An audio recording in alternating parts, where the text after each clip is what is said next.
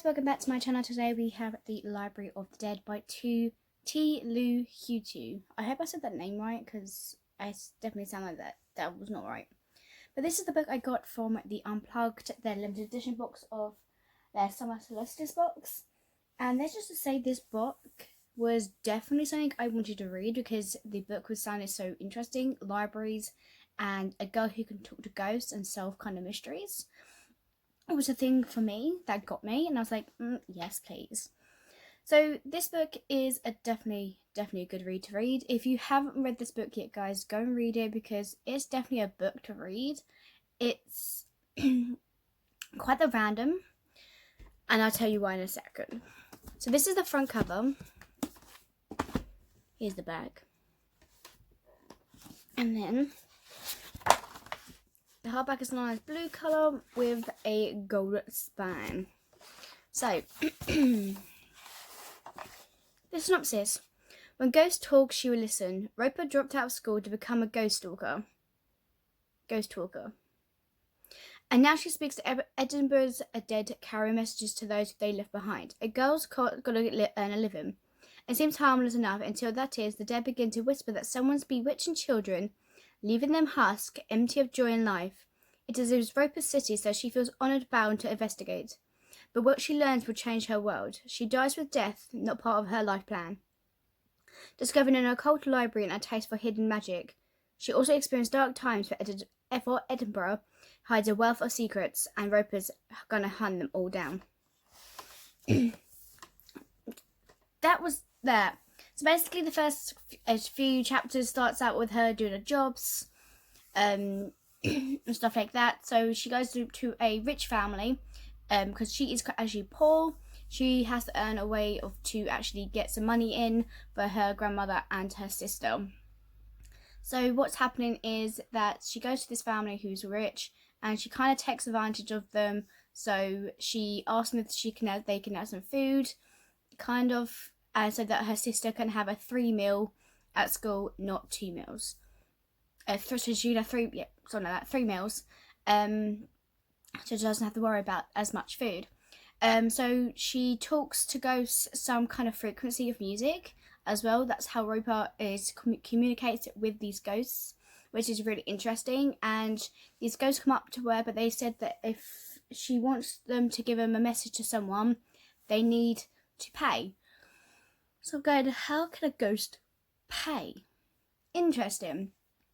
So throughout the story, we find out more and more about Roper's personality, how she is, and how she basically lives her life with her family.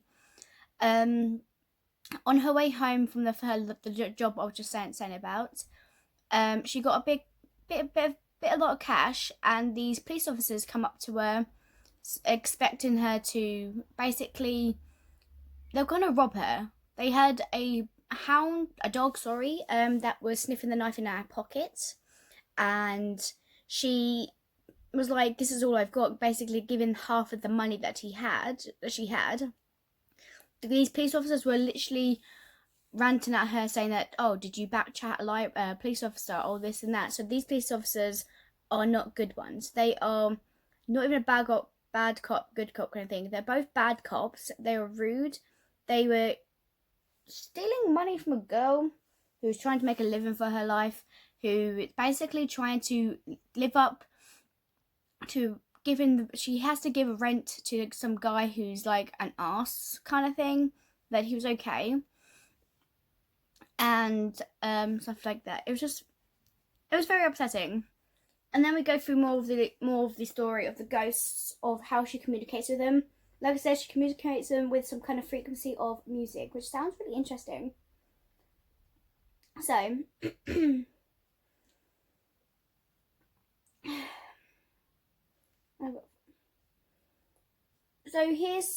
there's a lot of it. Well, the main character with a huge personality, and she does have a potty mouth. There is some words in there that you don't want to read. That's fine, but she has a very bad potty mouth. It's a fun adventure to read as well. I really enjoyed it, the way it was going. A fantastic world and a dark happenings that you did not expect. I did not expect a lot of things that was in this, pretty much. So The Life of the Dead was such a fun and wild ride. Roper is like the bread and the butter of the story. She was such an interesting kid with so much charisma and personality, you can't help but love her spunk. I can't lie, I do like the whole reluctant hero from time to time. But Roper was such a fresh take on it. It was some old trope, but because Roper is such a character and the people that surrounded her are just great, didn't feel repetitive. I love Roper was this quirky and clever girl. Her situation is not great, and she has to make do what she can in the world which doesn't give you anything. So seeing that despite her struggles, she still had the gold of heart with endearing to say the least. The book also has some quite dark moments. Despite it's almost joyful for the world is dark, bad things happen and it does not shy from bloody violence when the story requires it. I mean, I was getting shivers down this spine. My shivers, woof, it was just, there were creepy shines, okay? I was finishing this book last night and there was just out of nowhere, I look up, look down, look up again, spider, boom. I'm like, nope, I'm out of here. I think the creep world that Huchu had created is great. It was fun imagining this world and all the ghosts that filled it. It's dystopia feels that you can tell that the Scotland of the story is not good in a good place. It's unjust and scummy police, gang, clans, and so much more. It is truly fascinating world that the author has created. Then infuse that with magic and the paranormal, it becomes quite a unique setting. It's fun to see the way that the Scottish people live and work in this world, and how the dead still have their roles to play. Although some encounters really didn't feel necessary for the story, they were a good tell to the world what it was like and how it operated. So the main weakness is the plot. So it was quite uneven sometimes, but it said it has a full section of unnecessary encounters. While they were still fun to still read because Roper is amazing and they just weren't necessary, right? That's fine. It was still good a book to read. Though the book is definitely a character-driven book, it is it was my book that I was like, yes, I want to read this more. But some things had changed out of it, and I was interested to see how this comes out. However, she's a 14-year-old girl and her character is developed with amazing and appropriate to all that. I quite like the magic within the story too. I didn't really expect it to be so significant and structured while dealing with the ghosts and ghouls to feel quite soft and easy. And a little whimsical, but this is not the case when we find out when Roper begins learning it more depth. So overall, this was a fun read in a unique world. It's a clear page turner, and will have you laughing, cursing, and even feeling a warm or fuzzy. Roper is distinctive and utterly brilliant main character. She was a joy to read, as she is just the right amount of bad mouth cookiness you would doubt to love. So as I was reading the last book of the book, it kind of said that I hope this will last for a while.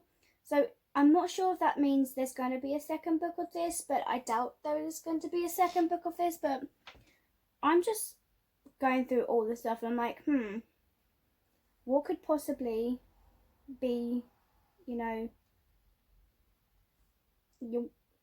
if there's a second book. But this is the first book I have read by this author, and it was quite intriguing to read. So I hope you guys enjoyed this. Next up, we do have a good book to read as well, and I'm looking forward to it. So thank you guys for watching, and I'll see you guys next time for the next book review. Peace. Bye.